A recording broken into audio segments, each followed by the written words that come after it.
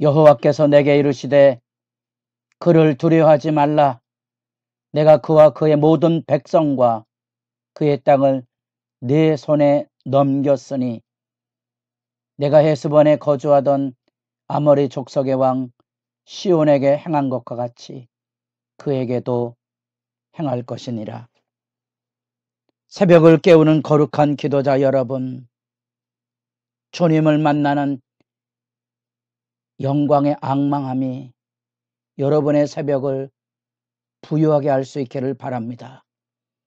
오늘 읽어갈 하나님의 말씀은 신명기 3장 1절에서 11절까지의 말씀으로서 역사의 회고에 대한 1장 6절부터 시작이 되었던 이 요단 동편의 점령 사건이 들려지고 있고, 그 모압 평지로 올라와 하나님 앞에 거룩한 전쟁에 임할 때에 이제 구체적으로 대항마, 하나님의 구원 역사에 대항하는 반역의 세력으로서 바산한 옥과의 전쟁이 들려지게 됩니다. 그 승리와 그 약속의 땅으로 넘어가는 역사의 회고 말씀입니다.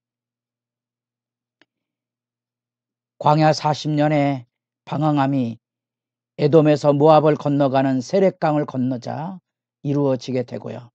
이제 에돔과 모압을 넘어서 아모리 족속이 지배하고 있는 이 아르논강을 건너서 암몬 지역으로 넘어갈 때 이 넘어가는 이 장면 앞에 아모리 족속의 시온왕, 그리고 아모리 족속의 바산왕 옥이 이 요단 동편의 중부 지역에 강대한 세력을 가지고 있는 이 바산왕 옥이 내려와서 이스라엘 백성과 전쟁을 마주하는 장면을 보게 됩니다. 여기 시온왕과의 승리에 이어서 오늘 본문에는 이 바산왕 옥과의 전쟁 승리를 통하여 이 하나님께서 주시고자 했던 가나안 땅, 여기 건너가기까지 38년이 걸렸던 불신앙의 세대에 비하여 이제 믿음의 전쟁을 가지는 새로운 세대는 하나님의 말씀의 약속을 따라 성전을 열어감으로써 이 지금 이곳에 일종의 약속의 땅을 향한 전쟁의 모의고사를 영광 중에 치르고 있는 그 장면을 만나보게 됩니다. 이 전쟁의 개념을 단순히 정복 개념이 아니라 그런 것을 다시 한번 유의해 보셔야 됩니다. 에돔과 모압에게도 암몬에게도 각자의 하나님이 주신 영역이 있었습니다. 그러면 이 아모리족 시온왕과 이 바산왕 이 옥은 이 악의 대항자로서 등장하고 있는 세력이기에 하나님의 심판으로 떨어지는 장면을 통하여 이제 가나안 땅의 죄악이 관영함으로 창세기 15장에서 나타났던 아브라함의 약속 주어진 이 땅은 힘으로 정복하는 땅이 아니고 죄악이 만연함으로 심판 전쟁을 이루는 이 요단 동편의 사건이 일종의 정복 사역의 디딤돌이 되고 있는 거죠. 그래서 새로운 진군을 하고 바산한 옥과의 전쟁을 치를 때 드디어 진멸이란 말이 강조되기 시작합니다. 이 진멸이란 말은 하나님의 전쟁인 거지요. 힘의 지배의 전쟁이 아닌 하나님께서 말씀하셨던 심판의 전쟁입니다. 그래서 이 심판의 전쟁은 전쟁 규범을 하나님 앞에 받아야 됩니다. 그래서 학살할 것인지 살려둘 것인지 평화할 것인지 전리품을 취할 것인지 말아야 될 것인지, 왜? 그 하나님의 명령에 따라 하나님의 백성에게는 절대 순종의 규범일 뿐 아니라 이런 전쟁은 힘의 지배로 제국주의로 나아가는 점령 전쟁이 아닙니다. 하나님의 심판을 대행하는 거죠. 그런 점에서 광야 세대를 살아갔던 이 광야 세대, 출애굽 세대가 전부 죽음을 당하고 난 다음에 일어선 이 광야 세대의 두 번째 세대는 이 전쟁에 참여할 때 하나님께서 각별하게 하나님의 공포,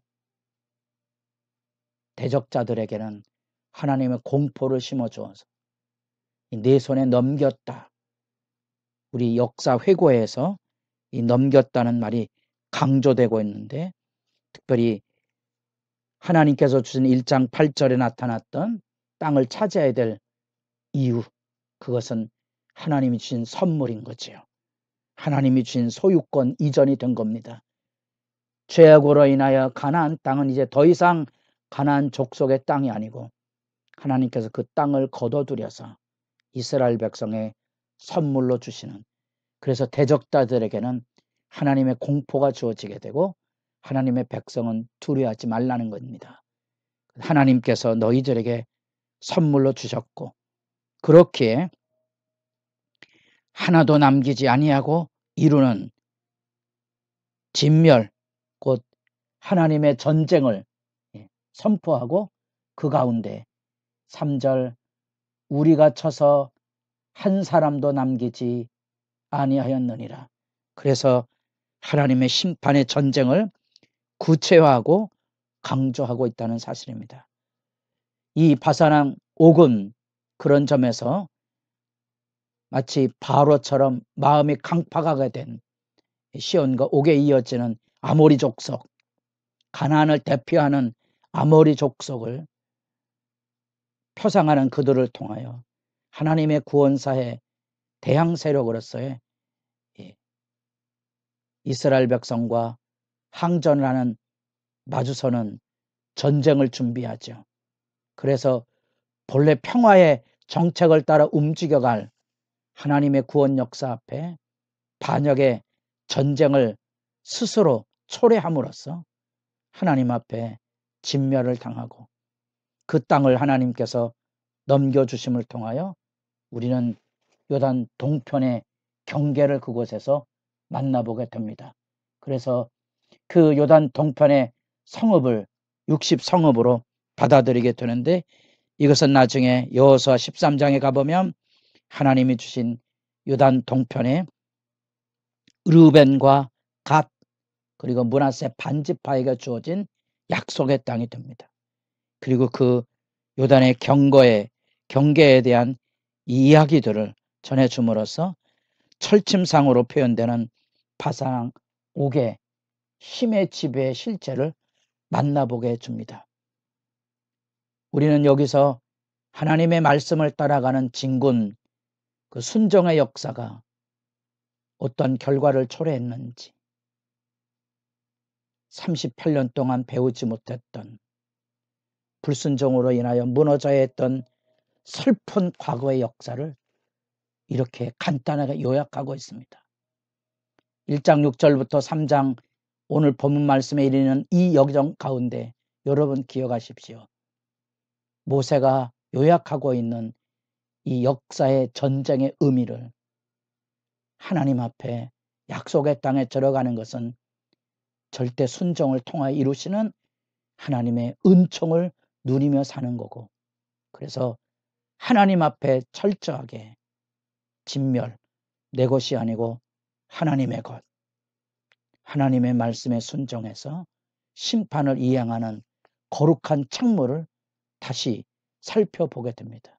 오늘 우리에게 모세가 말한 오늘 이 하나님께서 주신 이 광야 40년의 회고적인 유언의 설교, 오늘 신명기의 두 주제, 들으라 기억하라.